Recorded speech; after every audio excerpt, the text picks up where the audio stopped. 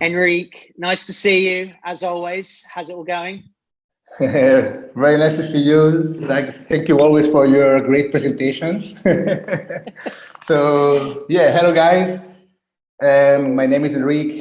I'm a co-founder and managing director in HAF Group, which is a group of companies, including HAF Factory, HAF Buyers, and so yeah, we are in the industry since a few years ago, I would like to say, and also very excited to started a project just since a few months ago, which is HAF Factory, and yeah, very excited to be here talking with Zach, and we're not talking over the we're not usually talking over the table tennis table for our millions of viewers. Table tennis is where Enric and I kind of built up a relationship, and we'll kind of talk about that. But how did the HAF business start? What was the idea that kind of got you into that? Because you've been in the space a long time, right? Well, could you just maybe describe your journey that led you to where you are now?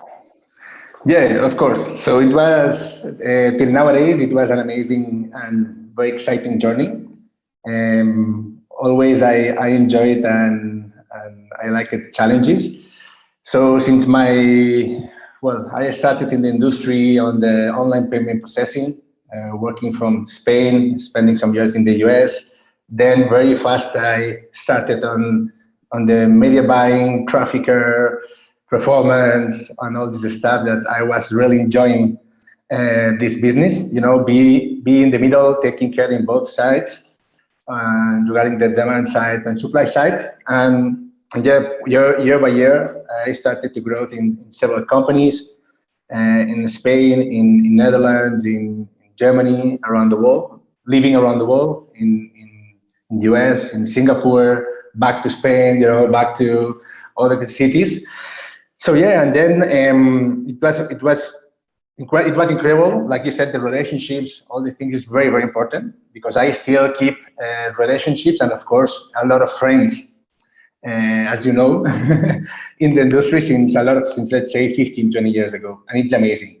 And thanks to that, also of course, you learn a lot every day about your friends, about the people that you are meeting every day, and yeah, the point it was only 6-7 months ago, I decided to left from my previous adventure, working for a Germany company, and to be focused on a new challenge in let's say in all terms, in new kind of ways to make money, kind of ways to understand the industry.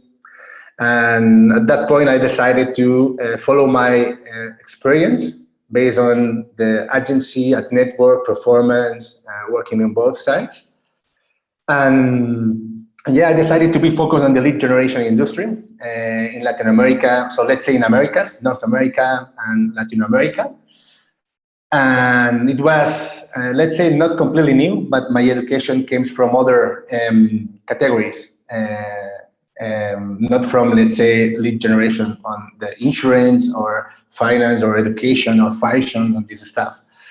So I had this idea in my mind and I was quite confused, how can I attack, this idea and start the execution, which is the most important thing I would like to say. Because all people, we have ideas, but sometimes to execute those ideas, as soon as you wake up the day after, it's like, oh, the idea went down a little bit and now the execution is like taking the big part of the cake. Anyway, I decided to call some friends related to the industry, and I shared my thoughts with them. I shared also my ideas, how I would like to execute all those ideas, how we can do similar things like big companies are doing, and how can I do different things in the middle of the pandemic, So the relationships, back to relationships. I convinced. I was going to say with that, maybe just before we kind of go on, what is it exactly that you guys do? So you mentioned lead generation, but not in the traditional verticals. So what verticals are you guys in? In nowadays, we are very strong in insurance, which is car, health, and home insurance. and also finance, which is loans, pay the loans, mortgage, refinance, this kind of stuff in the US and Latin America. Okay. And do you guys have your own traffic? Do you have your own sort of owned and operated sites? Yes, nowadays we have our in-house traffic where we can provide different traffic types and different models. So as our objective for all those advertisers is offer them like a great menu of traffic types, a great menu of models, which can include CPC, CPL, CPA according to their KPIs. And also according to their restrictions. There are some people that they accept SMS traffic and they don't accept native, or they don't accept email, or they accept POP, whatever, right? Mm-hmm. So this is one of our HAF Group goals, to offer like a big menu where there is not only pasta and pizza, okay? So we can also offer more things according to the profile that we are working for. So yeah. And do you specifically media buy for your clients, or is it mainly driving traffic to owned and operated sites, or is it a mixture of all of those? Yeah, this is a very interesting question, because thanks to have our in-house media buying team, which is Enric Buyers, okay? This is like the other company in the group.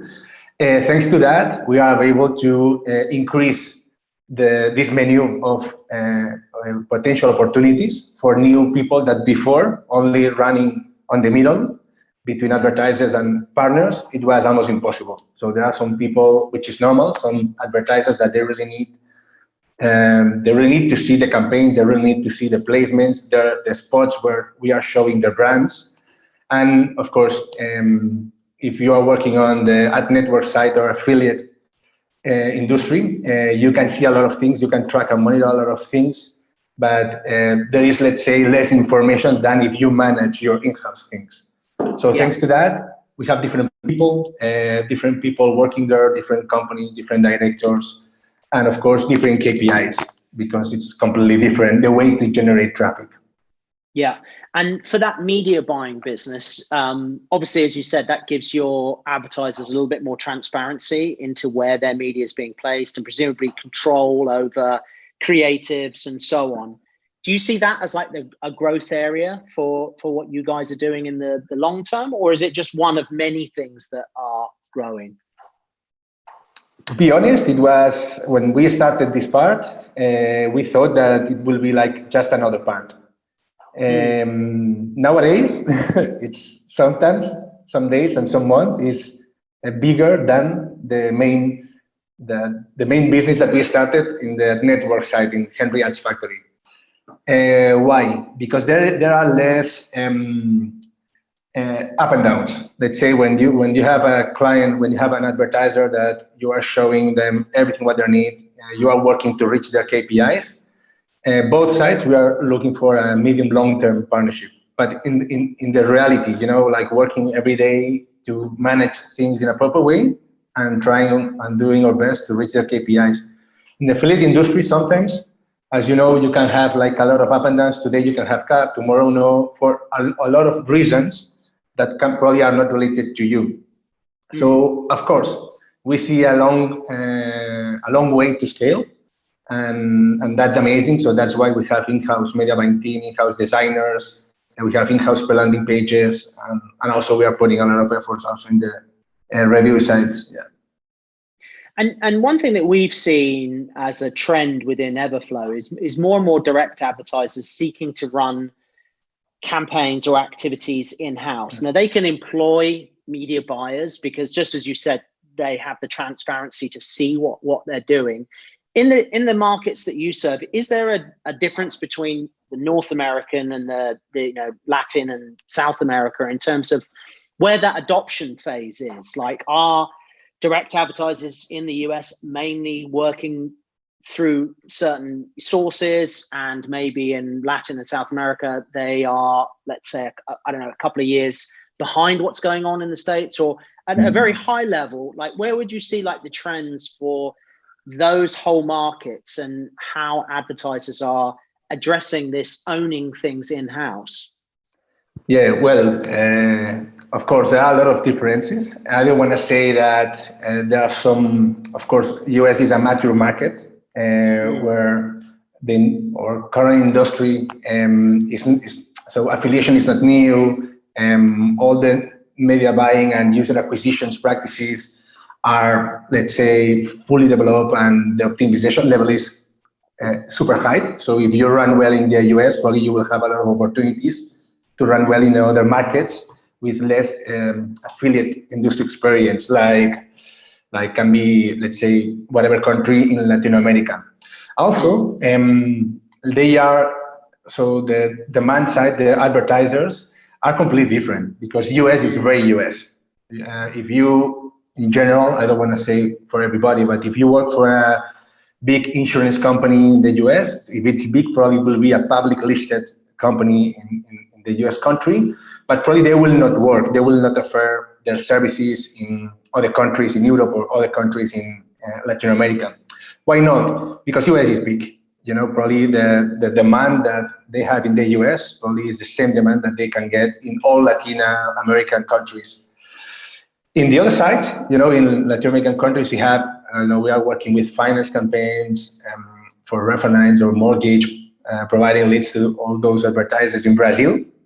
And it's very common, like Spanish banks or Portuguese banks or French banks having their brands or their institutions in countries like Argentina, you know, for a lot of reasons, you know, can be the language, historical the culture. Reasons. Yeah. Exactly. You know, the Portuguese and Brazilians always, they have good connections. Spanish with Mexicans or Argentinians or Ecuadorians, they have good connections. So it's not almost the same in terms of companies, but of course, it's very similar, because, you know, the language is not a blocker. The culture sometimes is not too different, like with Americans. And so, yeah, there are a lot of difference, of course. The ways to do things also are different. I would like to say that in general, in Latin America, still there are more traditional. It not means better or not, let's say traditional, okay? They really like also to check the things in a very different way. But the potential is huge, because we see how countries like Mexico, they are growing super fast, because they are very, they have a lot of things, you know, they have the Americans, they have US close to them, so they see what they are doing, they eat what almost they are doing, not only in terms of food, in terms of lifestyle. They like the cars, the American cars, they like the American food, they like to get a nice private insurance, this kind of stuff.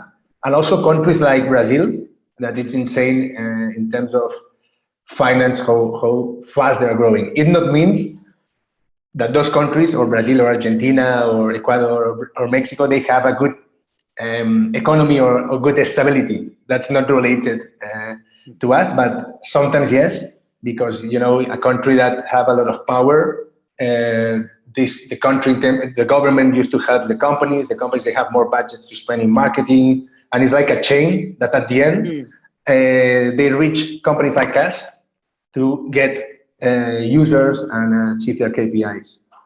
Yeah. So what's the main value that you guys add to some of those clients in those areas? Very interesting question, because we are not new, you know, we are not Einsteins. We are just offering more and different things. What I mean is, we are working with several advertisers, successful cases that they said, wow, guys, so before I was working with several companies to get this traffic type, another company to get this traffic type in a different model, so different, let's say, suppliers. And in our side, we are not trying to cover 100% of the options, but at least we are trying to reduce their weight. Because if you see in our site, we can provide, like, let's say, premium DSP traffic. Let's say it can be from Outbrain, Google, Yahoo, Facebook, whatever. But in the other side, we can provide affiliate traffic, which requires another way to track and monitor. So different opportunities, different pressures. And in the other side, we have also the review sites business unit. So we are showing you a menu, okay? And also, well, very soon, we are thinking to merge or acquire an RTV company, which is another difference. So at the end is, we have a bucket of traffic, okay, and we cut this traffic based on the interest. If you like, you as an advertiser, you have a KPI. You want to get users to generate leads and generate sales, probably, right?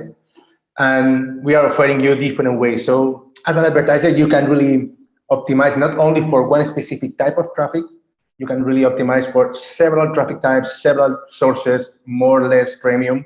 And I think that this is a high value proposal for them, because the point of contact is one, we minimize a lot of communications, a lot of misunderstandings. They can get all metrics in one. That's amazing.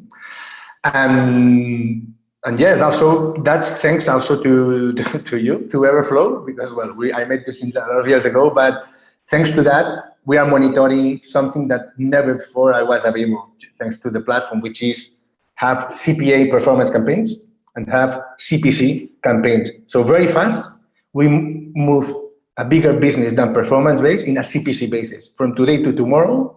So that was amazing. That was amazing. And we see that the way to scale the fixed cost business, this is how we call it, the CPM, CPC, is much more faster than the performance base.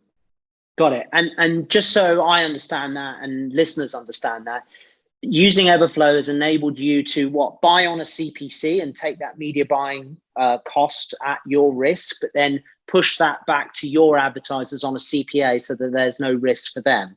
Is that right? Exactly. This is one way. Exactly. Yeah. And the other way is CPC against CPC, CPM against CPC.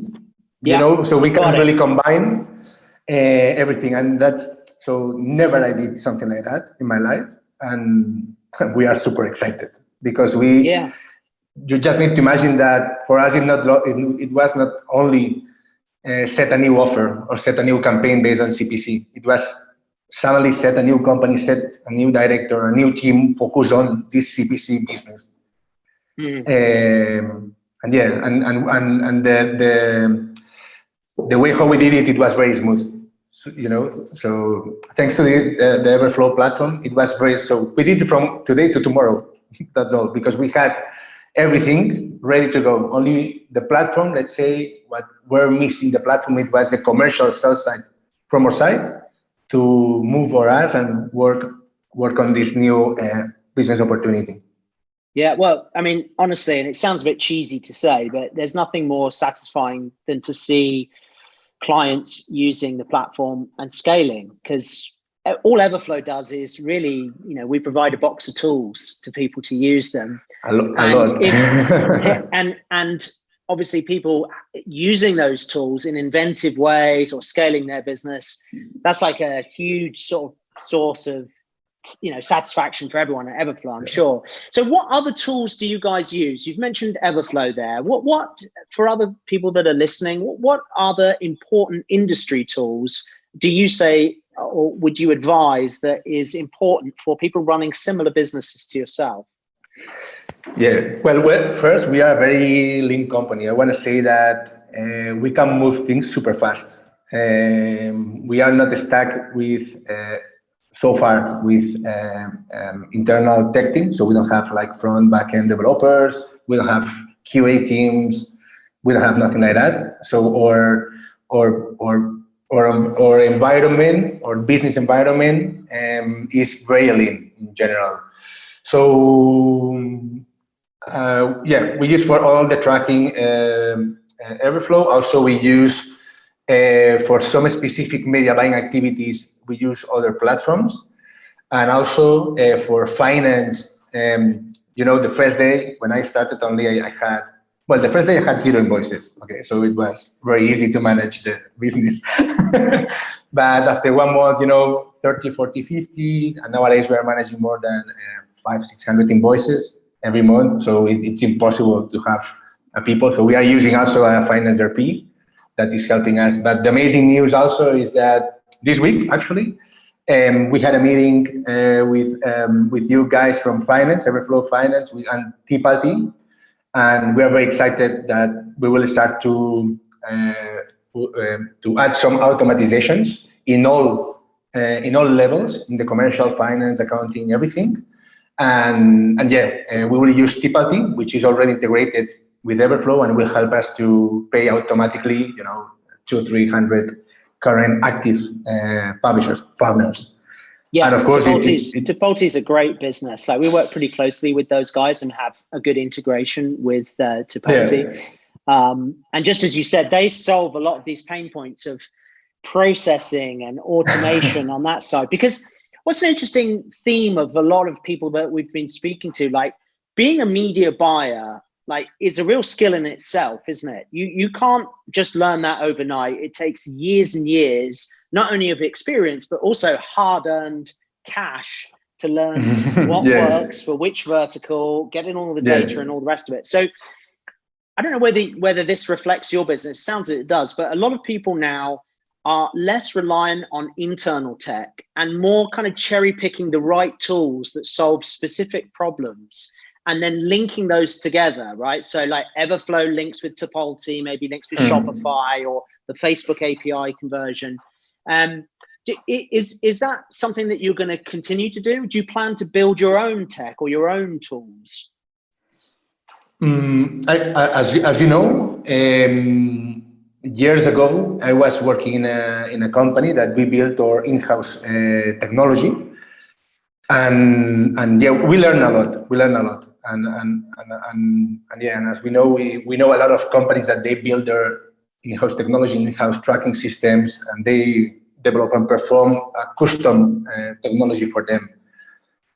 The first thing that it happened to me, it was when I started another project, a completely different project, also related to traffic, to ad network performance. I was using a third-party tool, and my first thought it was, holy shit, I will miss a lot of things, right? And suddenly I was checking like that all things that I was missing. It was like small things, not critical. That without those things, I was able to generate almost not the same but similar business than before. And then of course it really changed my mind for a lot of things. Okay, it really changed my mind because it's completely different. And year by year, I was also understanding a lot of things. So we are an advertising company, online advertising company. Our asset is not technology. So if at some point I need to say how big I am or how great I am, it's not because my first asset is technology. My first asset is sales, commercial. I'm able to provide and reach KPIs of several people around the world, right? And second one, it was like, yeah, you need to keep and maintain a tech team, which it will increase your monthly cost for sure, fixed cost. And also, but the most important thing is that third-party tools like we are currently using, like you or Tipalti, and the rest of tools that are around the world, always they are growing and updating new features, new things according to the trends and industry needs. And it's completely different, the full overview that you guys have about the industry compared with the overview that I can have with 20 tech guys or 10 tech guys in an office in whatever place around the world, right? So they will only see our activity, but you see the industry activity. And that was let's say, my first learnings about it, and for sure we will continue. We will continue with working with third-party tools.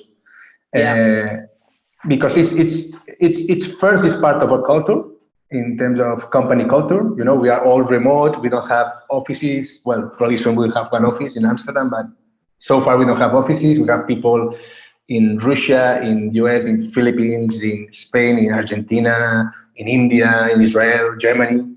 So, and this tool needs to be centralized in one specific country. It needs to be, everywhere around the world. And needs to be updated according not to my thoughts, because only I see my umbrella, according to all the things that you see around the world, people like us. So absolutely, I think that one of the best decisions that we did is work with third-party tools. Yeah, very interesting. And obviously, you kind of mentioned there, like the tools and technical assets is not within your wheelhouse of expertise, so you use tools, but the media buying and maybe the people and the expertise sort of behind that. how's it been managing like a remote team, spread across the world, particularly during the pandemic? Have you hired people that you haven't met yet, or have you met everyone that you've hired? That's a very funny question. Always I try to keep it in secret, but I will tell you the truth now that we are together and nobody else. Just us. So let me tell you something funny. Of course, I would like to meet everybody that they are working in the group at Factory, in the content side, in the buyer side, and of course not. But the funny thing, the fun fact of this project is that this project I have 2 groups more of investors. Okay, so we are 3 groups. Those 2 groups also, they came from the industry, different areas, different ways to do things and invest. And still nowadays, never we had the opportunity to shake hands or have some drinks or have something together to be like, okay, guys, we are very excited. Let's start a business. Everything it was online, okay, by phone, by WhatsApp, by email, and still nowadays I'm reporting them in the investor board by WhatsApp or Google Meet or whatever, right?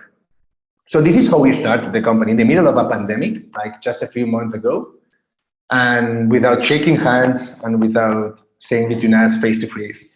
And we started to hire people also around the world. Everything it was online. Only had the opportunity to meet one girl and one guy because they are based in Spain.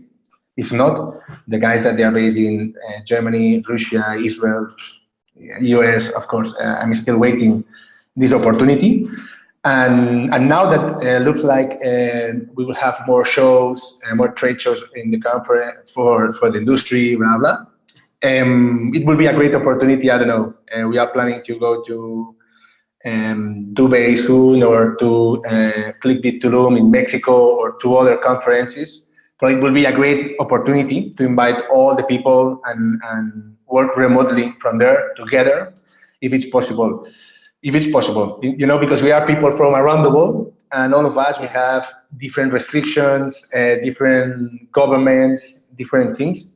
It not will be easy, but at least we will try it. And of course, what we aim is have like every 6 months, every 3 months, one meeting, like 1 week can be in the Caribbean, another week can be in the mountains, and another week can be, in a whatever place, just to have some team building activities, work and plan together, sitting face to face. But still nowadays, most 99% of us never we met face to face.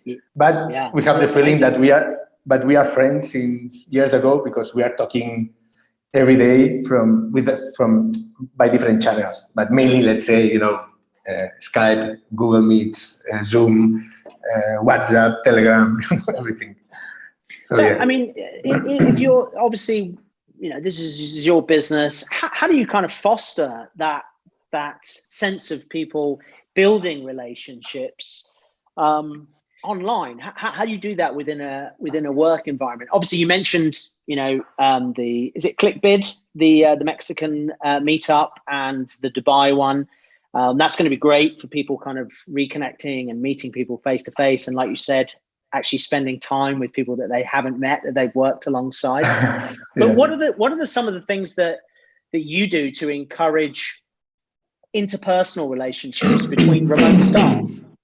Yeah, that's also we are really working on these kind of things to make sure that we are fully connected and running on the same wave. Because when you are like 2 or 3 guys, it's very easy, to be all in the same procedures, in the same things. But when you are 10, when you are 20, when you are 30, 40 and growing, so of course we need to set different levels of people. It not means that they are better or not. It means different levels of responsibilities.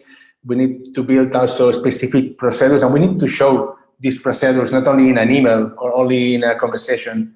We need to have some place where we can put all the documentation. If someone have some problem about how to proceed when there is an issue, and they don't really know, So they can go to some place that we have online where they have all the documentation, this kind of stuff. Also, we are very, let's say, open to provide trainings, so if they have questions in terms of negotiations, in terms of doubts about traffic sources, in terms of whatever internal procedure related to, closing numbers, invoicing, or whatever. Also, we are providing a lot of trainings. But the first thing in our company is empower the relationship between us. And for us, the first thing is our team, okay, in all terms. And that means that not only we are helping them in terms of business, also we are helping them in terms of personal things if they need. I mean, we are remote. I don't know if some guy needs whatever. So there are some people that they are having weddings. There are some people that they were ill for some reason, or sick like 2 months for whatever, or people that some of their close friends or families, they got COVID, which is, let's say, it was quite common for everybody, right? It's some stuff, but it was the reality. So we were always the first ones to say, guys, take your time, take your days, take your week, no problem. You will get the same. Don't be in a rush. So we are very optimized in terms of backup people. We have people around the world. So if you need like 2-3 days to do whatever, or just for fun, or because you need those days to do something critical, you are not in a rush in your job. Always there are people that they are waiting you to help you and manage probably your priorities on this kind of stuff. So we are really empowering all the people. And in general, we really like to be generous. I mean, things are going well, and things are going well thanks to this amazing team that we have around the world. And we want to make sure that they feel comfortable. They are not missing nothing in all terms, to make them a unique experience with us. So we are not another company. We are remote. We are living around the world. We created a business in the middle of a pandemic when a lot of companies are closing every week. We are opening a new business. So they need to understand that we are different. We are different in all aspects. So yeah, empower relationships is very important. Transparency, discipline is very important. Understand the responsibilities and the limitations. I can work till that point. At that point, there is another person that have their responsibilities. So these kind of things are important. Of course, it not means that we don't wanna at some point, life have an office at some point. But I don't know. So far, we are not thinking about an old school office and be, separated and have a meeting room in the middle or in a corner. We are much more thinking to rent a house in Bali and work there from there 2-3 months altogether, or just for the guys that they have like a company house in whatever place around the world, and they can go whatever they want to. So yeah, we are trying to share and and show them that we are different, and they will have a completely different experience in everything. I always like to share these kind of things, that in our company, most of us, we have two roles. It can be more, let's say, strategic corporate role, heads, directors, blah, blah. And also it can be like a very short-term execution role, okay? So in my side, yeah, I'm co-founder, I'm managing director. Yes, I have my responsibilities to report the investor board, to have my meetings with the director boards of each of those companies. But in the other side, I'm in the sales side, that always I love sales, trying to hunt what those directors are looking for. And I'm part of the sales team, and I have my weekly KPIs. And at that point, working as this role as a sales manager, I'm reporting to those directors. So thanks to that, we are really removing a lot of problems related to titles, problems related to responsibilities, because at some point I can be with a different responsibilities like you, and probably you will report me for some specific things, but in the other side, I will report you with other things. And I think that this way works because it really empowers the relationship. I can remember some old school companies like still nowadays that it's impossible to speak with the founder or director, because he's busy always in the phone, trying to close whatever. But company, an internship can call me now if you want, or an internship can call whatever director in whatever of our companies. And on the opposite side also. So we are trying to keep this kind of things that to make sure that will be a unique experience for them that never before they learned in any other company. Because definitely the future of work is kind of, it's kind of weird. It's kind of flat and round, right? It's like kind of like a band that goes over the world that's very, very thin. You're connected, but it's not kind of top down like a pyramid. And so for you guys, what's the big future plans for the HAF Group? Is it geographical expansion? Is it going into different verticals? What are the big themes for you in the next sort of 6 to 8 months? The big things, there are several big things. Let's say that the general KPI, the general goal that we have in a medium term is shape the group. We have a lot of new business, new companies, brands, and we need to shape all these things in a solid base and shaping the group. We need to wear and shape the group and make sure that all those people that they are managing as a directors, they're managing those business units, they know where they are and what they can do with the other companies, because sometimes it takes time to digest when you're growing like that, like sometimes to digest with the people, with several things. So we really need to shape the group concept. That's very important. In the other side, every company, they have different KPIs. There are some companies that they are much more focused on some specific categories, like you said before. There are other companies that they are just focused on some specific clients, some specific whatever. And there are other companies that we are really looking for to provide worldwide support, not only in terms of hours, also in terms of services. Okay, so if now we have, let's say, in the insurance or finance or education, we have top 5, top 6 countries. So while we are getting experience, always is part of our, let's say, culture. We are always trying to set new seats in new countries to see how we can manage things if they are, let's say, similar of according to what we did before, or according about our experience, or we really need to learn new things and new protocols, new procedures, new rules, which is the case sometimes. The rules in the US are completely different, and in Latin America is different, and in Europe is different. So yeah, the very important thing that in the group, we are very business oriented. Okay, yeah. So we really think only about business and how today we can be better than yesterday. So this is what we have in the group level. In the company level, we try to share and provide this kind of mindset to make sure that the directors, they provide and they split, to the rest of their teams what we are looking for. So yeah, today we need to be better than yesterday, and so on.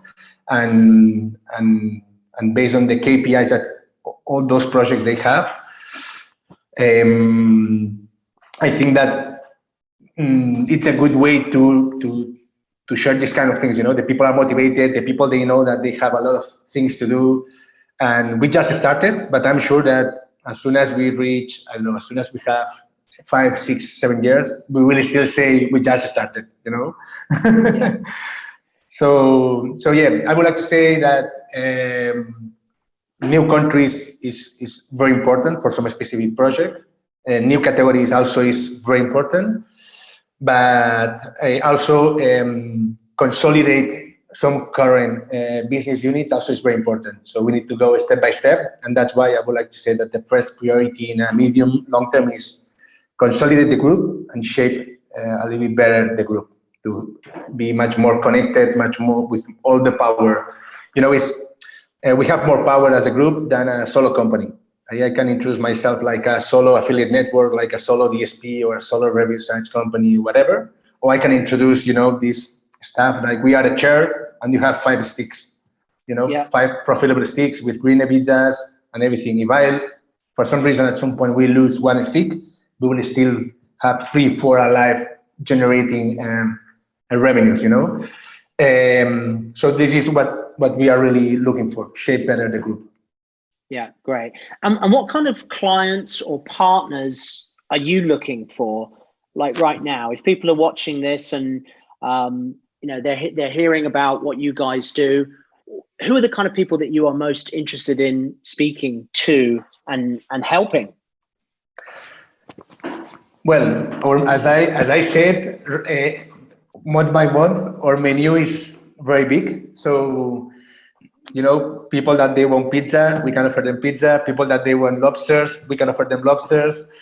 But the summary is, so every company, they have different, let's say, partners that they are looking for. But of course, we are looking for direct advertisers, non-direct advertisers, that can be agencies or can be at networks. People that they work mainly in the categories that we are doing great stuff, like is insurance in Americas, including Latin America and the US. Same in finance, same in education. And I would like to say that this is very important for Henriette's Factory and also Henriette's buyers. Also, we are looking for, I would like to say that all types of advertisers. So, I mean, that they are looking for different traffic type. If they are looking for CPM, CPC, CPA, CPL, we can afford all this traffic with different kind of traffics.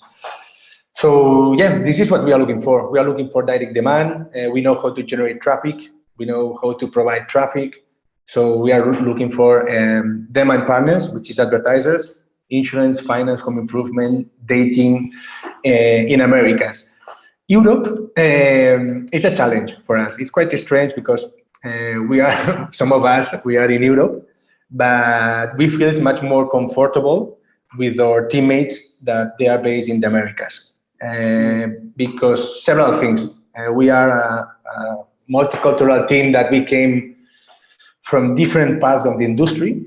Okay, there are some people that came from the mobile subscription, like can be myself, or the people that came from the lead generation, like can be Pilar in Argentina, or the people that came from the CPI, or the people that they came from the Nutra, or from finance, or from whatever, right? So at the end, we were just trying to set seats in several categories, and where we feel much more comfortable is where we are trying to put more efforts step by step and increasing our revenues. So yeah, we have a lot of homework. Yeah, well, it sounds exciting. Yeah, thanks for that, man. Always good to chat to you. And like just before we kind of finish up, what would you say is like been your biggest learning experience of this whole journey of starting a business in a pandemic, managing remote staff? What's the thing that has been the biggest thing that you've taken away from your first year of business? I don't know if it's every day I'm learning things. Every day, it's amazing. This industry that you really need to shape yourself, because a lot of things are changing in a lot of countries and a lot of categories and a lot of things. But I would like to double confirm that the team and the people is the first. So there is no doubt about it. If you have motivated people remotely or in-house, if you have, and they are excited about what they are doing, they can reach everything, almost everything, That's not new, of course. Always, of course, I learned it before, but I would like to double confirm it that that's absolutely true. And the other thing is, remote or not, at least in our industry, you can do whatever you want. And we did it remote before, but not 100%, because I was working in companies that they had amazing offices and they were really taking care about us with amazing offices. Like, you already visited me a few times before, years ago.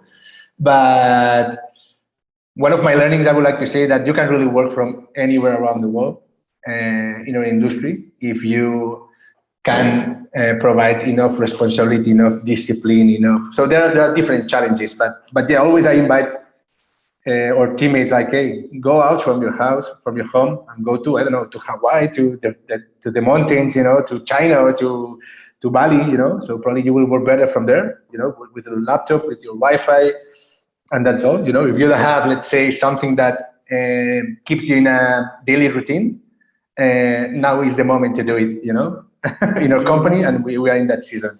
So yeah, a lot of learnings about it, and it's incredible how the people, all the people, they learn on communication, and they buy their chairs, their desk in their houses, how they perform their home offices in whatever place around the world. So we are not the only ones that we have pajamas in the morning, the rest of the world also.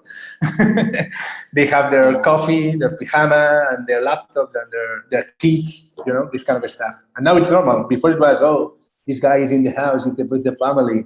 And now look at that, it's very common. So big learning. Yeah. Great. That's a really good note to end it on, Enric. Good to see you as always. And thanks very much for talking and sharing your experiences. Yeah, thank you very much, Zach, as well, all Everflow team. It was funny, and I was really enjoying the time talking with you. No worries. All right, mate.